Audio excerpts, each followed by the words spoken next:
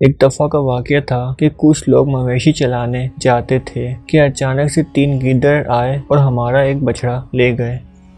ہم نے یہ بات ارطغرل غازی کو بتائی تو ارطغرل غازی غصے میں آ گئے اور تلاش کرنے کے لیے جنگل میں چلے گئے۔ بچڑے کی تلاش کرنے کے لیے وہ جنگل میں 5 دن اور 5 راتیں رہے۔ وہ شدید سردی میں بھی اپنی تلاش جاری رکھی اور جب وہ 5 دن بعد اپنے والد سلیمان شاہ کے سامنے حاضر ہوئے جو اس وقت کے کائی قبیلے کے سردار تھے، جب سلیمان شاہ نے اپنے بیٹے ارطغرل سے پوچھا کہ یہ حرکت کیوں کی، یہ سوال سن کر ارطغرل غازی چپ رہے اور سردار سلیمان شاہ اس بات سے اور غصے میں آ گئے۔ انہوں نے پھر بولتے کیوں نہیں؟